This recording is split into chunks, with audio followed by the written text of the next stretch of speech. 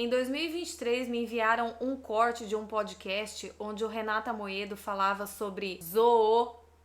E aí, através desse corte, eu fiz um react vídeo lá no canal do Top Pet. Esse foi o primeiro contato que eu tive com essa figura pública que ele se tornou hoje em dia, porque ele participou de vários podcasts e eu duvido que alguém não saiba hoje em dia minimamente quem é Renato Amoedo ou Renato 38. Eu tenho uma birra desse podcast que ele participou, porque eles falaram 4 horas sobre assuntos como mulher, religião, escravidão, Bíblia, Bitcoin. Eles falaram tudo junto e misturado, pegaram esse podcast, cada assunto eles fizeram 100 cortes e mandaram pros criadores de conteúdo, um para cada. Para mim mandaram esse assunto de animal, para outra pessoa que fala sobre feminismo mandaram ele falando passagens de feministas, e enfim, esse podcast me deu uma ira, porque depois que eu vi a cagada que eu tinha feito, eu tive que ver o podcast inteiro para saber do que se tratava Renato Amoedo. É um cara com pensamento super acelerado, uma fala também super acelerada, e se você não prestar muita atenção nas coisas que ele fala e no andamento do podcast, você acaba perdendo o fio da meada e você vai achar que ele tá falando uma grande besteira. Depois desse vídeo que eu gravei, eu tirei ele do ar, depois eu fiz uma retratação ao Renato, coisa que eu não vi nenhum criador de conteúdo fazendo, nem Nando Moura, nem um outro vegano que falou disso também lá no canal dele, que é super assistido. Mas eu fiz porque eu tenho uma coisa chamada consciência, e quando você fala de uma pessoa sem ter a total razão, é melhor você dar 2 passos para trás, pedir desculpa, se retratar, do que ferir a honra de alguém, e ainda mais esse alguém sendo tão inteligente, tão coerente quanto Renato Amoedo. Nesse vídeo que eu fiz erroneamente também, deu para perceber uma coisa. O Renato, ele não tem somente seguidores. O Renato tem pessoas que admiram pelo que ele é, pelas coisas que ele fala, pelas falas rápidas que ele tem, pelas frases impactantes que ele oferece nos podcasts que ele visita. Então hoje o meu vídeo vai ser destinado a você que já conhece ou a você que ainda não conhece essa figura brasileira. Eu vou dar só uma pincelada de quem é Renato 38. Que ser uma mulher na sociedade brasileira é mais difícil que ser um homem, sim ou não? Rapaz, não existe nenhum benefício legal de ser homem. Inclusive, pessoas como você, você admite que você trata a mulher melhor do que homem, com involuntariamente. certeza, exatamente, toda a sociedade, as pessoas, nós vivemos em um regime que qualquer característica masculina é pesadamente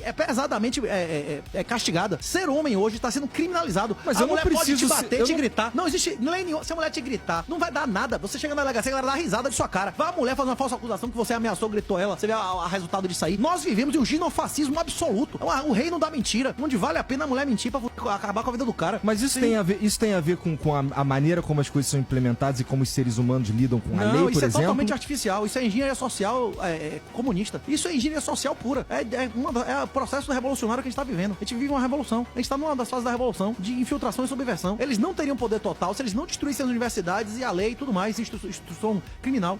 Isso tá na história clássica das revoluções. Isso inclui controle de narrativa também? Tudo, natalidade, fecundidade. A destruição das famílias é essencial pro aumento do Estado. Ele fala frases muito fortes, né? A destruição das famílias é essencial para a manutenção dos estados.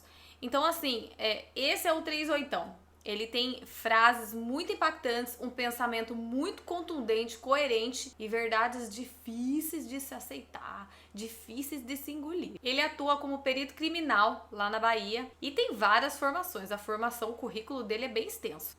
O Renato, ele é coautor do livro Bitcoin Red Pill, e ele aborda que o uso de criptomoedas, principalmente o Bitcoin, ele vai te levar à liberdade financeira. Instale aí Blue Wallet.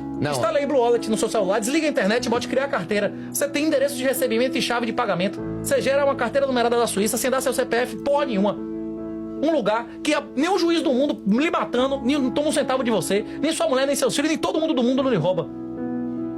Se você não quiser deixar nada pra ninguém, você não vai deixar nada pra ninguém.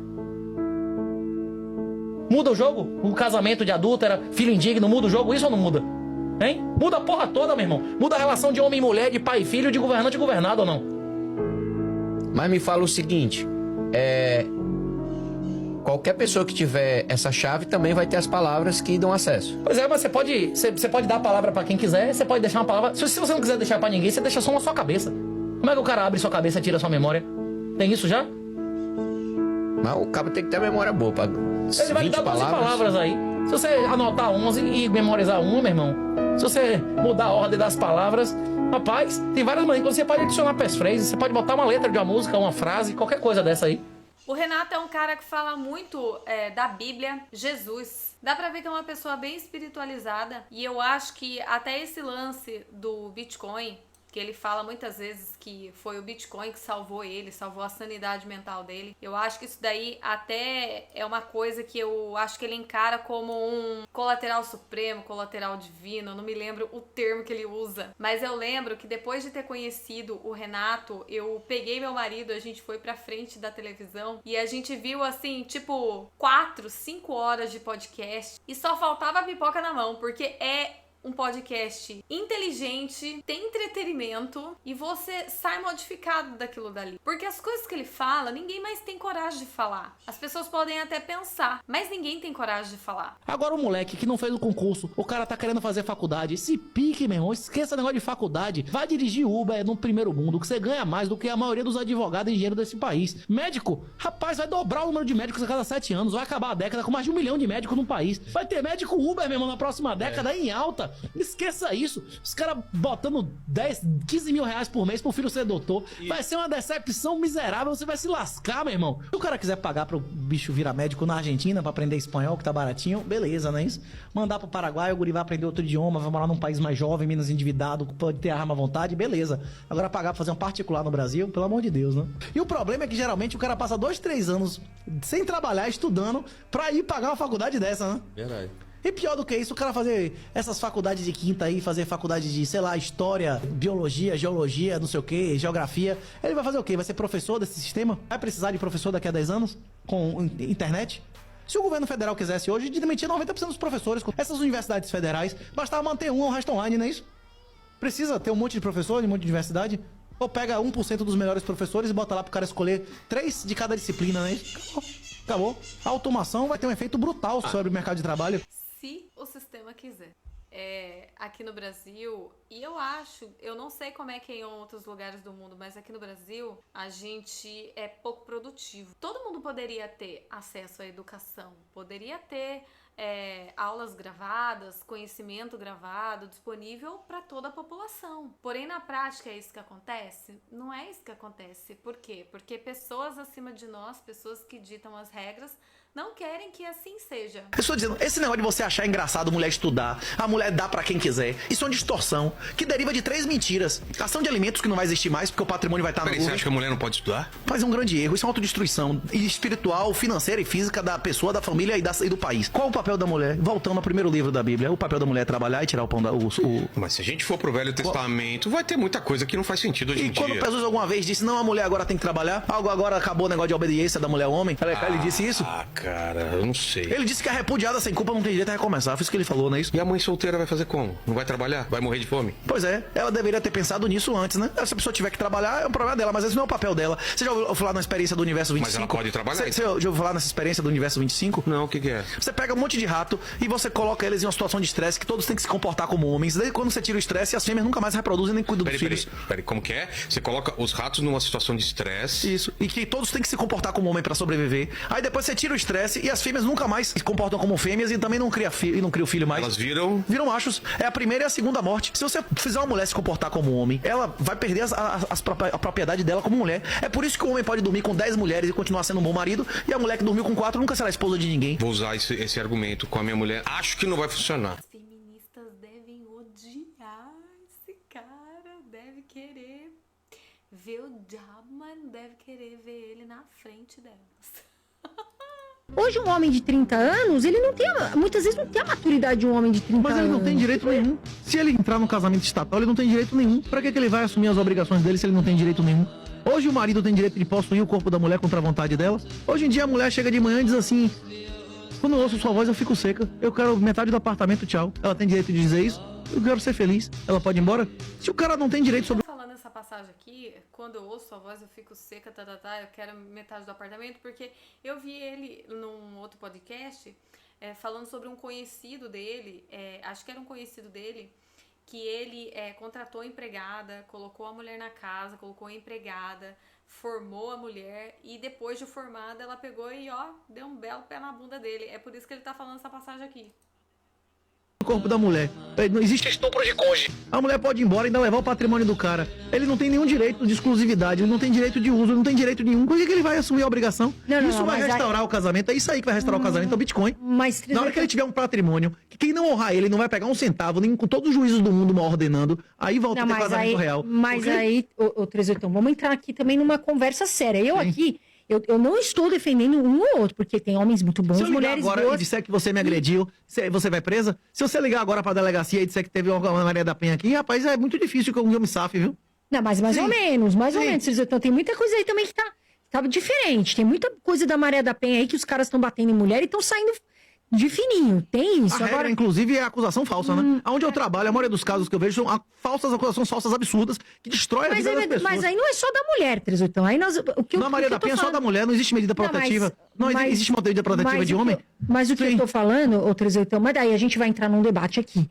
De uma forma natural, desde a antiguidade, o homem, estatisticamente, tem mais força que a mulher. Em regra, ceteris paribus, né? Então, mas aí você não acha que então as mulheres têm que ser mais protegidas por serem mais... Ela tem que ser protegida por quem? Pela Maria da Penha, por exemplo. Não é injusto? A Maria da Penha é um excelente exemplo, né? Que foi uma falsa acusação que virou... E quem é que vai proteger? Vai ter lei... Como é o nome da menina? Nájila? Vai ter lei Nájila? Qual é a outra acusação de estupro? A outra menina que fez a outra falsa acusação de estupro? Mas não é todo mundo, né? Que faz isso. E ela foi punida? Você pode me dizer o nome de uma pessoa que fez uma falsa acusação de estupro e foi presa? Na Bíblia, a pena é maior de falsa acusação de estupro do que de estupro, não é isso? Não, mas...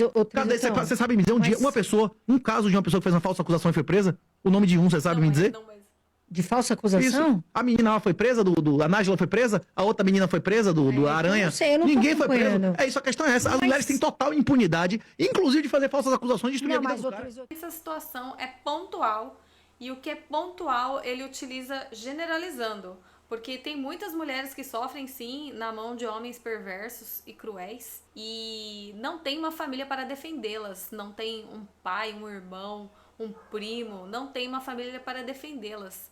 E aí elas ficam à mercê de procurar polícia, de tentar uma proteção estatal. E para aquelas mulheres ainda que conviveram com o marido a vida inteira, não trabalharam, se dedicaram à família, se dedicaram aos filhos, e de repente esse cara, ele começa a bater, ou esse cara começa a trair essa mulher, ela não sabe fazer nada, ela vai cair num mercado de trabalho aí feroz, vai conseguir um emprego aí para ganhar os seus R$1.500, R$2.000 por mês para tentar sobreviver se ela for separar do cara, e muitas vezes ainda o cara fica perseguindo ela e os filhos e ela não tem ninguém para defendê-la. Escolhas erradas acontecem e as mulheres também podem escolher errado os seus maridos, e muitas também depois não tem mais essa opção. Se você tiver com fome 3 dias, sem beber a você nem pensa em comida, você só quer água, não é isso?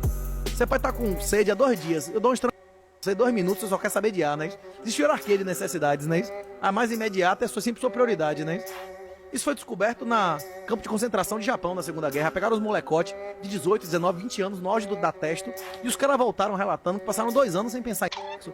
Nada, ninguém se masturbou, não tinha pensamento erótico, nada. Mas os caras diziam, você pensava em quê? Ele, não, rapaz, meu pensamento erótico era com batata frita, hambúrguer, né, e sorvete. Basta você ficar numa dieta de 500 calorias que some todos os pensamentos pecaminosos, né? Olha, tem muito mais coisa interessante para falar sobre Renata Moedo. Ele tem coisas realmente que você precisa ouvir. Ele tem pensamentos acelerados, pensamentos diferentes do que você vai costumar ouvir por aí. E ele fala uma coisa que me mudou profundamente, e eu sempre que eu tenho oportunidade de falar isso para as pessoas, eu falo. A salvação, ela é individual. A salvação, ela não está no coletivo. Essa frase bateu muito forte em mim e realmente... Você quando, por exemplo, sai para votar, você quando sai é para fazer uma passeata, quando você quer defender uma causa, você não vai mudar praticamente nada. O poder da real mudança é quando você muda internamente e você começa mudando a sua vida. A salvação é individual, ela não está no coletivo. Se todo mundo começasse a fazer o que o Renato fala, não tem mais carro, não tem mais casa, invisto em Bitcoin, eu tirei o país do meu dinheiro. Olha, eu acho que ia haver uma grande revolução em muitos lugares, principalmente aqui no Brasil. Esse ano eu já paguei IPVA, vou pagar IPTU, já paguei taxa de publicidade, já paguei taxa de fiscalização e funcionamento para a prefeitura. Eu já paguei tanto imposto que eu já até perdi as contas. DAS, eu pago todo mês, todo dia 20, GPS, INSS, fora os impostos que eu vou no supermercado, deixo lá pro governo. Quando eu vou comprar uma roupa também, deixo lá o dinheiro do governo. Quando eu peço minha blusinha pela Shopee ou pela Shein também, eu já deixo dinheiro lá pro governo. É tanto imposto que se você um dia ficar bem revoltado realmente com essa situação, com esse poder coercitivo que o Estado tem em relação à sua vida, aos seus bens, que se você parar de pagar, você simplesmente perde, vai para leilão, a prefeitura toma, enfim. Você nunca é dono realmente daquilo que você possui. Se você parar de pagar imposto, eles levam. Que talvez esses pensamentos do Renato sejam um bálsamo para tua questão psicológica em relação aos seus bens materiais aqui na Terra. Tem muita coisa que eu concordo com esse homem. Admiro ele, admiro a inteligência, admiro a eloquência dele falar. Admiro ele a pegar um pouco do seu tempo aí em todos esses podcasts, disseminando aí as suas ideias e também disseminando o que ele acredita que é o Bitcoin. Não concordo com todas as afirmações, mas eu sempre gosto de ver pensamentos diferentes dos meus, porque eu acho que isso contribui para você como ser humano, isso contribui para o diálogo. E se você só gostar de ouvir o que você já pensa, você tem um horizonte muito pequeno. Seria tão bom parar de alimentar o Leviatã, né? Independente do que você acha do 38ão, ele continua sendo uma figura influente, controversa no cenário político, no cenário econômico, principalmente entre os libertários e os anarcocapitalistas. E se você quer dar boas risadas tirando politicamente correto, assista a algum podcast desse homem. Eu tenho certeza que várias crenças, várias coisas que você pensa pode mudar depois das palavras do Renato. Dá uma chance aí pro diferente, sai da sua zona de conforto. Você pode até não concordar, você pode discordar, você vai ouvir muitas verdades indigestas. E a principal mensagem dele é você não ser passado para trás e você tentar se tornar o mais livre possível. Não cai uma folha de uma árvore no meio da floresta sem a ciência e autorização de Deus. Se você aceitar que tudo o que acontece é porque tinha que acontecer, você vai renunciar não apenas ao seu desejo, mas à ansiedade, ao estresse, ao aborrecimento, porque era pra ser assim, não é isso? Se você aceitar isso, você não se aborrece mais com porra nenhuma, você vai reduzir muito sua ansiedade, você entregou, né? Deus, eu sou seu, a minha alma é sua, eu vou fazer o que vou lhe agradar, né? Só me indique o caminho, eu vou, e independente do que acontecer, foda-se. Se eu morrer, eu venci. É isso aí. Não, rapaz, se você perder emprego, é capaz de você ganhar mais dinheiro.